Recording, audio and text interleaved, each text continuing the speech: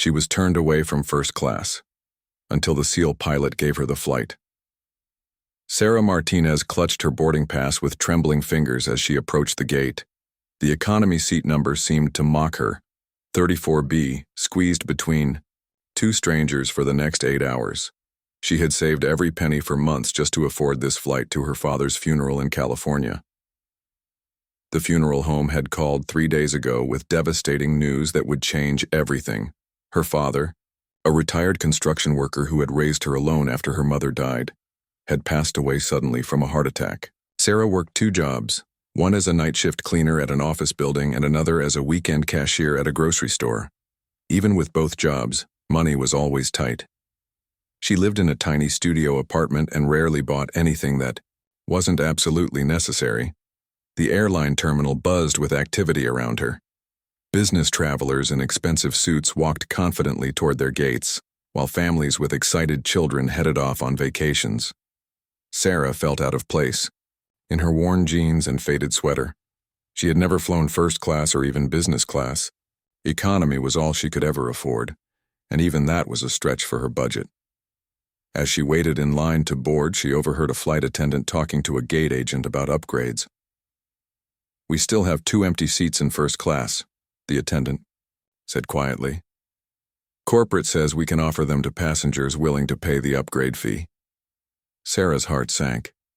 The upgrade would probably cost more than she made in a week. She had already maxed out her credit card just to buy the economy ticket. When her boarding group was called, Sarah shuffled forward with the other economy passengers. She handed her boarding pass to the gate agent, who scanned it with a quick beep. "Have a good flight," the agent said without looking up. Sarah walked down the jet bridge, feeling the weight of grief and financial stress pressing down on her shoulders. Inside the airplane, she had to walk through the first-class cabin to reach her seat in economy. The first-class passengers looked so comfortable in their wide leather seats, sipping champagne and reading magazines. Flight attendants offered them warm towels and asked about their drink preferences. Sarah tried not to stare, but she couldn't help imagining what it would feel like to travel with such luxury, especially during such a difficult time. Her economy seat was exactly what she expected, narrow and cramped. The man in the window seat was already asleep, snoring softly. The middle seat was empty for now, but she knew someone would probably claim it soon. She squeezed into her aisle seat and tried to make herself comfortable. The flight attendant walked by without making eye contact, focused on getting everyone settled quickly. Sarah pulled out her phone to text her best friend Maria about the flight. Maria had offered to lend her money for a better seat, but Sarah's pride wouldn't let her accept charity. She had always been independent, just like her father taught her. "Take care of yourself, mija," he used to say. "Nobody else will do it, for you." Now he was gone, and she felt more alone than ever. The captain's voice crackled over the intercom, announcing a slight delay due to air traffic. Sarah closed her eyes and tried to prepare herself for the long journey ahead. She would arrive in California just hours before the funeral service. There would be no time to rest or process her grief properly. She would have to be strong, make arrangements, and somehow figure out how to pay for everything. As more passengers boarded, Sarah watched them file past her seat. Some looked stressed, others excited about their destinations. A young mother struggled with a crying baby while trying to manage carry-on bags. An elderly couple moved slowly down the aisle, the woman helping her husband find his balance. Everyone had their own story, their own reasons for being on this flight. The empty middle seat next to Sarah remained unoccupied as the boarding process continued. She allowed herself a small moment of relief. At least she wouldn't be completely squeezed in. But that small comfort did little to ease the anxiety building in her chest. This flight represented more than just transportation. It was the beginning of saying goodbye to the only family she had left. 20 minutes after boarding was supposed to complete, a commotion erupted near the first-class cabin. Sarah looked up from her phone to see what was happening. A well-dressed woman in an expensive designer dress was arguing loudly with the flight attendant. Her voice carried through the cabin, causing other passengers to turn and stare. "This is absolutely unacceptable," the woman declared, waving her boarding pass in the air. I specifically requested seat 2A, and you've given it to someone else. Do you have any idea who I am? I fly first class on this airline every week for business. This is completely unprofessional. The flight attendant, a young woman who looked barely out of training, tried to maintain her composure. Ma'am, I understand your frustration, but the passenger in that seat has a valid boarding pass. Let me check what other first-class options we have available. She fumbled with her tablet, clearly flustered by the confrontation. The demanding passenger tapped her foot impatiently, her diamond jewelry catching the cabin lights. I don't want another seat. I want the seat I reserved. This is ridiculous. I'm going to speak to your supervisor immediately. Other first-class passengers began to look uncomfortable, some putting on headphones to avoid the drama unfolding around them. Sarah watched the scene with a mixture of fascination and discomfort. She had never seen anyone act so entitled before. In her world, people were grateful for whatever they could get. The idea of making such a scene over an airplane seat seemed foreign to her. She wondered what it would be like to have so much money that you could afford to be that demanding.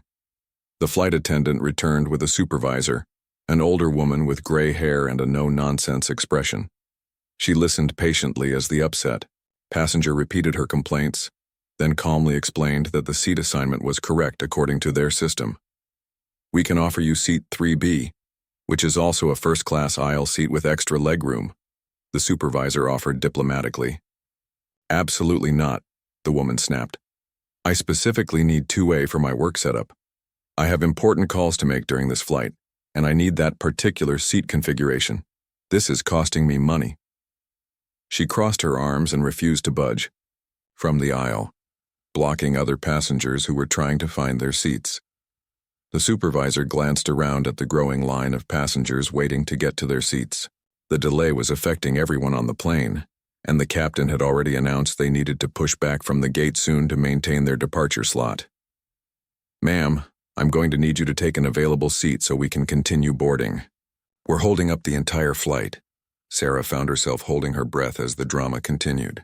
Part of her felt bad for the flight attendants who were just trying to do their jobs, but another part of her couldn't help feeling annoyed at someone making such a big deal over luxury accommodations. She thought about her father's simple philosophy about life. Be grateful for what you have and treat others with respect. The standoff continued for several more minutes. The demanding passenger made phone calls to someone, presumably to complain about the airline. She spoke loudly about her platinum status and corporate account and threatened to take her business elsewhere. Meanwhile, the line of economy, passengers waiting to board grew longer, and people began checking their watches nervously. Sarah noticed a tall man in uniform sitting quietly in seat 2A, the disputed seat. He wore what looked like a military dress uniform with various medals and insignia. Unlike the other first-class passengers who seemed annoyed by the commotion, he sat calmly reading a book, apparently unbothered by the chaos around him. There was something dignified about the way he carried himself, even while sitting down. The flight attendant supervisor tried one more diplomatic approach. Ma'am, I can offer you a full refund of your first-class upgrade and priority booking on our next flight to your destination. That would be later this evening. The offer seemed generous to Sarah, who would have been thrilled with any first-class experience, even a brief one. But the demanding woman shook her head vigorously. I have a critical meeting first thing tomorrow morning. I cannot take a later flight. You need to move that passenger out of my seat immediately. She pointed directly at the uniformed man in 2A, raising her voice even louder. I don't care who he is or what his sob story might be. I paid for that seat, and I want it now. The entire first-class cabin fell silent. Even the economy passengers, who could see the interaction, stopped their conversations. Sarah felt a chill run down her spine at the woman's coldness and entitlement. She couldn't imagine speaking to another person that way, especially someone who appeared to be serving in the military. The uniformed man in seat 2A slowly closed his book and stood up. Sarah could see him clearly now. He was tall with graying temples and kind eyes that seemed tired but determined. The medals on his chest caught the light as he turned to face the commotion. When he spoke, his voice was calm and measured, carrying the quiet authority of someone used to handling difficult situations. Ma'am, he said directly to the demanding woman. "I can see you're upset about the seating situation. I'm happy to move to another seat if it helps resolve this matter."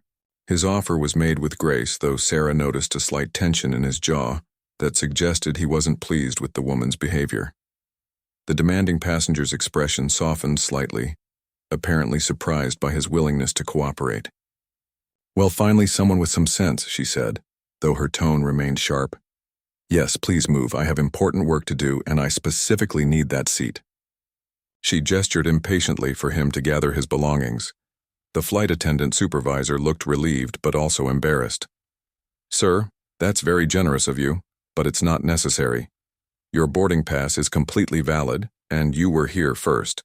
We have other options we can explore." She shot a meaningful look at the demanding passenger, clearly hoping she would accept one of the alternative solutions. But the uniformed man was already collecting his small duffel bag and book.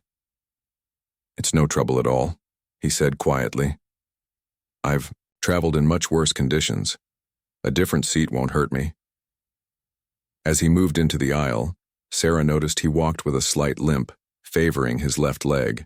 Despite his willingness to accommodate the situation, there was dignity in every movement. The demanding woman immediately slid past him into seat 2A, already pulling out her laptop and phone. She didn't say thank you or acknowledge his sacrifice in any way. Instead, she began arranging her belongings as if nothing unusual had happened. "Finally," she muttered under her breath, "some decent service." The flight attendant supervisor approached the uniformed man with obvious discomfort. "Sir, I'm truly sorry about this situation. Let me see what other first-class seats are available." She checked her tablet, scrolling through the seating chart. "I'm afraid the only remaining first-class seat has a mechanical issue with the entertainment system. I can offer you that seat with a full refund of your upgrade, or—" "Actually," the man interrupted gently, "what about placing me in economy? I'm sure there are plenty of seats available back there." The supervisor's eyes widened in surprise. Moving from first class to economy was unheard of, especially when it wasn't the passenger's fault. Sarah found herself leaning forward, straining to hear the conversation. Something about this man intrigued her. He carried himself with the bearing of someone important, yet he was willing to give up luxury accommodations without complaint. The medals on his uniform suggested he had served his country with distinction, but he showed no sense of entitlement despite his service. "Sir, I really can't ask you to do that," the supervisor said firmly. "This situation is entirely the airline's responsibility. Moving you to economy when you paid for first class would be completely inappropriate." She continued scrolling through her options, clearly determined to find a better solution. The uniformed man smiled slightly, and Sarah caught a glimpse of the warmth beneath his professional demeanor. "Ma'am, I've spent months sleeping on the ground in Afghanistan and eating meals out of packages. An economy seat on a commercial flight sounds like luxury to me. Really, I insist." Other passengers in first class had been watching the exchange with varying degrees of interest and discomfort. Some seemed impressed by the man's gracious handling of the situation, while others appeared eager for the drama to end so they could get underway. The demanding woman in seat 2A was already on her phone, completely absorbed in her own concerns. The supervisor hesitated, clearly torn between professional protocol and the passenger's genuine insistence. "If you're absolutely certain, sir, I can arrange the change. But please know that this is not how we normally handle these situations. Your understanding is far more generous than necessary." "I'm completely certain," the man replied. "And please don't worry about refunds or compensation. Sometimes the right thing to do is simply the right thing to do." He adjusted the strap of his duffel bag and prepared to walk toward the economy cabin. Sarah felt her heart rate quicken as she realized the uniformed man would be walking past her row in just moments. She had been so absorbed in watching the drama unfold that she hadn't considered he might end up somewhere near her in economy. As he approached, she could see the details of his uniform more clearly. The insignia indicated he was Navy, and the array of ribbons suggested extensive combat experience. The man paused at row 34 and checked his new boarding pass.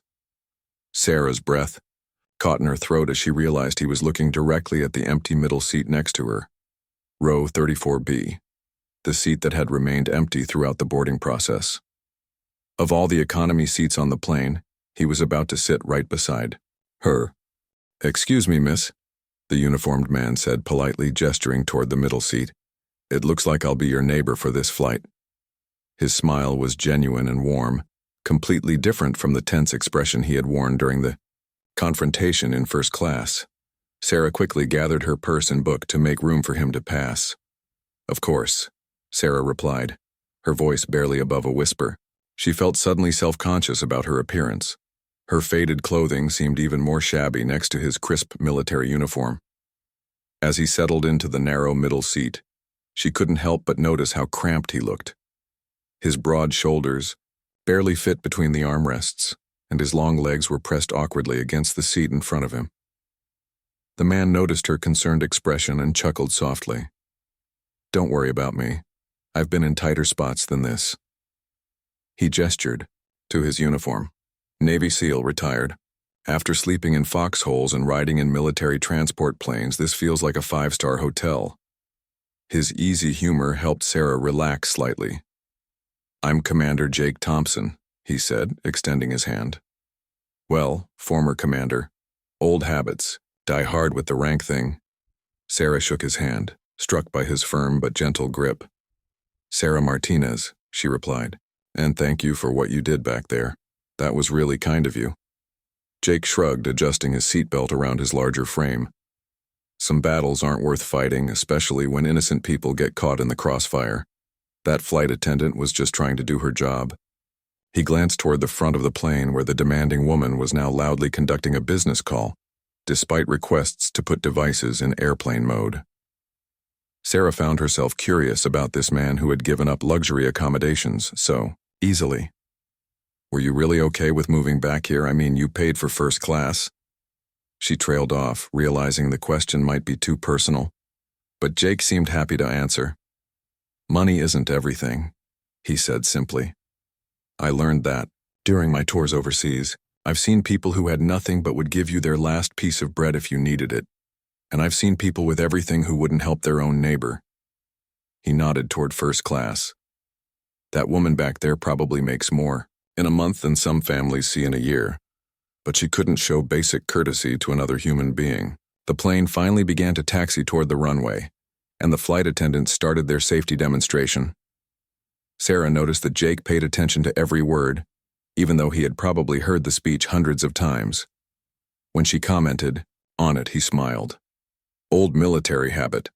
Always pay attention to safety briefings, even if you know them by heart. You never know when something might be different or when that information might save lives." As the plane lifted off, Sarah found herself relaxing for the first time since boarding.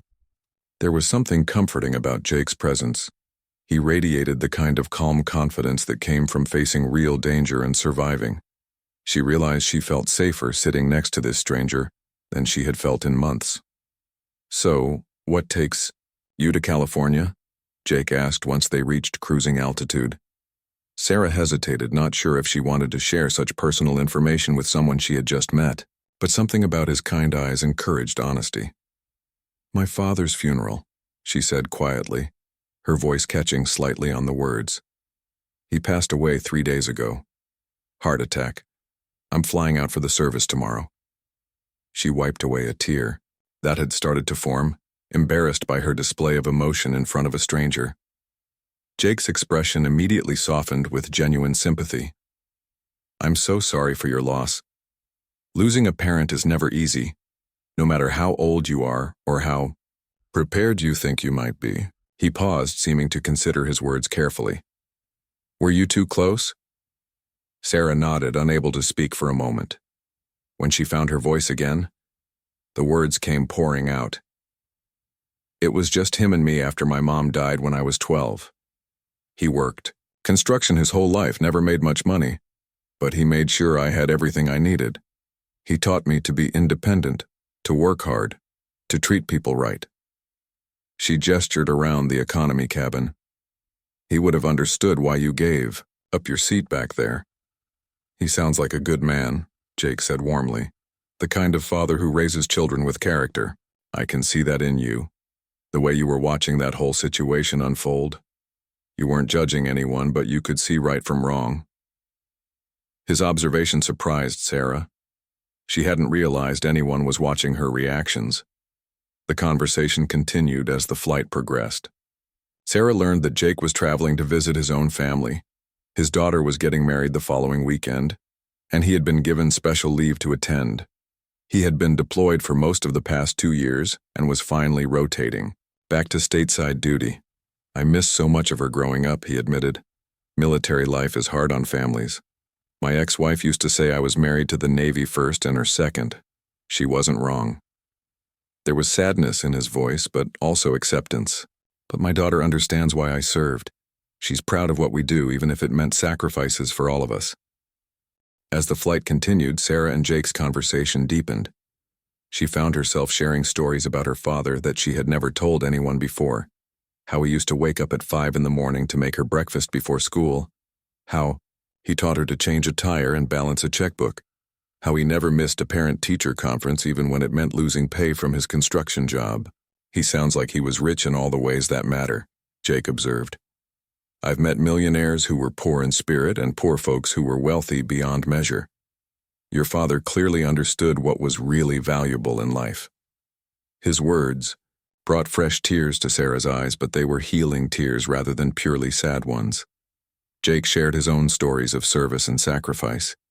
He told her about the men and women he had served with, many of whom had made the ultimate sacrifice for their country. People thank me for my service all the time, he said, but the real heroes are the ones who didn't make it home. I'm just trying to live in a way that honors their memory. Sarah was struck by his humility. Despite his obvious accomplishments, she had counted at least a dozen medals and ribbons on his uniform. He never boasted or acted superior. Instead, he spoke with genuine respect for others, from his fellow servicemen to the flight attendants who were working hard to keep everyone comfortable. Midway through the flight, the demanding woman from first class made a scene again. This time, she was complaining loudly about the temperature in the cabin and insisting that the flight attendants adjust the air conditioning specifically for her section. Her voice carried through the entire plane as she berated the young flight attendant who had tried to help her earlier. Sarah watched Jake's reaction carefully. His jaw tightened slightly, and she could see him struggling with whether to intervene. Some people never learned basic respect, he murmured quietly. In the military, we call that failure to adapt and overcome. She's so focused on getting what she thinks she deserves that she can't see how her behavior affects everyone around her. The flight attendant who had been dealing with the difficult passenger walked past their row looking stressed and upset. Without hesitation, Jake gently called her over. "Excuse me, miss," he said kindly. "I just wanted you to know that you're doing an excellent job under difficult circumstances. Your professionalism and patience are really impressive." The young woman's face lit up with gratitude. "Thank you so much, sir. That really means a lot." She glanced toward first class where the complaining continued. "Some days are definitely more challenging than others." "I imagine they are," Jake replied. "For what it's worth, the vast majority of your passengers appreciate everything you do to keep us safe and comfortable. Don't let one person's bad behavior overshadow all the good you're doing." The flight attendant thanked him again before continuing down the aisle, visibly more confident than before. Sarah was amazed by Jake's ability to see beyond his own situation and care about others.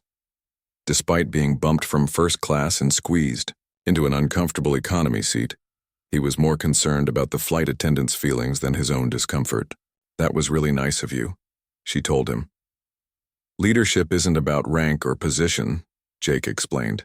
"It's about taking care of the people around you, especially when they're struggling." That young woman was doing her best in a tough situation.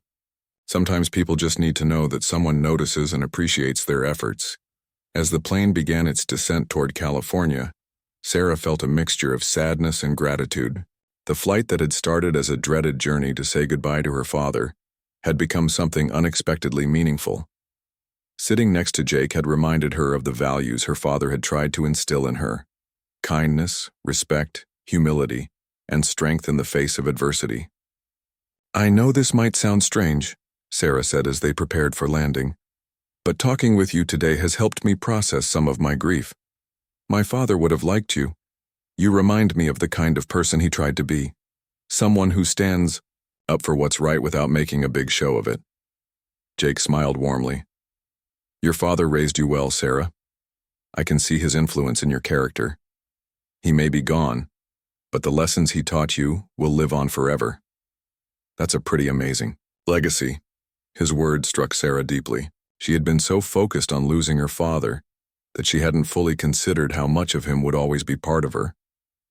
The plane touched down smoothly at Los Angeles International Airport. As passengers began gathering their belongings and preparing to disembark, Jake turned to Sarah with a thoughtful expression. I know you're facing a difficult time with the funeral and everything that comes after. If you don't mind me asking, do you have family support out here, or are you handling everything on your own? Sarah's heart sank as she considered the reality waiting for her. It's just me, she admitted. My father didn't have any siblings, and my mother's family lives back in Mexico. I've got to handle all the arrangements myself, and honestly, I'm not sure how I'm going to manage everything financially. The confession made her feel vulnerable, but Jake's presence somehow made it feel safe, to be honest. Jake's expression grew serious as he listened to Sarah's situation. As the plane finished taxiing to the gate and passengers began standing to collect their overhead luggage, he remained seated beside her. Sarah, he said quietly, I hope this doesn't sound presumptuous, but I'd like to help you with your father's arrangements. Not financially, he added quickly, seeing her about to protest, but practically. I have experience coordinating difficult logistics, and I know how overwhelming it can be to handle everything alone during grief. Sarah felt overwhelmed by his offer. That's incredibly kind, but I couldn't ask you to do that. You have your own family obligations and you don't even know me. She gathered her purse and the small carry-on bag that contained everything she had brought for the trip. The contrast between her modest possessions and the expensive luggage other passengers were retrieving wasn't lost on her. You're not asking, Jake replied with a gentle smile. I'm offering, and sometimes accepting help is just as important as giving it. Your father sounds like he was a man who would have helped a neighbor in need. Maybe this is his way of making sure you're not alone during this difficult time. He stood up carefully. In the cramped space, his uniform still crisp despite the long flight. As they moved toward the front of the plane, they had to pass through the first-class cabin again. The demanding woman was still in seat 2A, loudly complaining to someone on her phone about various inconveniences she had experienced during the flight. She didn't acknowledge Jake or Sarah as they passed, completely absorbed in her own concerns. The flight attendant supervisor was standing near the exit, thanking passengers as they deplaned. When she saw Jake approaching, her face lit up with genuine appreciation. Commander Thompson, she said warmly, I wanted to thank you again for your understanding earlier. Your grace under pressure made a difficult situation much easier to manage. No thanks necessary, Jake replied. Your crew did an excellent job handling a challenging passenger. I hope the rest of your flights go more smoothly. He paused, then glanced back at Sarah. Actually, I wonder if I could ask you for a small favor. The supervisor nodded eagerly. Of course, anything we can do. Jake gestured toward Sarah. This young lady is traveling to her father's funeral. She's been dealing with tremendous stress, and she handled today's flight disruptions with remarkable grace and patience. I was wondering if there might be any way to upgrade her seat on her return flight as a gesture of goodwill from the airline. Sarah's eyes widened in surprise. She hadn't even mentioned her return flight to Jake, and she certainly hadn't expected him to advocate for her with the airline staff. The supervisor looked at Sarah with immediate sympathy and understanding. I'd be happy to look into that, the supervisor said warmly. Miss Martinez, when is your return flight scheduled? Sarah fumbled for her boarding pass, still processing Jake's unexpected intervention on her behalf. Tomorrow evening, Sarah managed to say. Flight 447 to Denver. The supervisor made notes on her tablet, checking the seating availability for that flight. I can see what we have available, the supervisor promised. Given the circumstances and your patience during today's difficult situation, I think we can definitely find you something more comfortable for your trip home. She handed Sarah a business card. "Call this number tomorrow afternoon, and we'll have everything arranged." As they walked through the jet bridge into the terminal, Sarah felt completely overwhelmed by the kindness she had experienced. "Jake, I don't know how to thank you for everything. The conversation during the flight, the offer to help with arrangements, and now this." She gestured back toward the plane. "You don't need to thank me," Jake said simply. "This is what people should do for each other.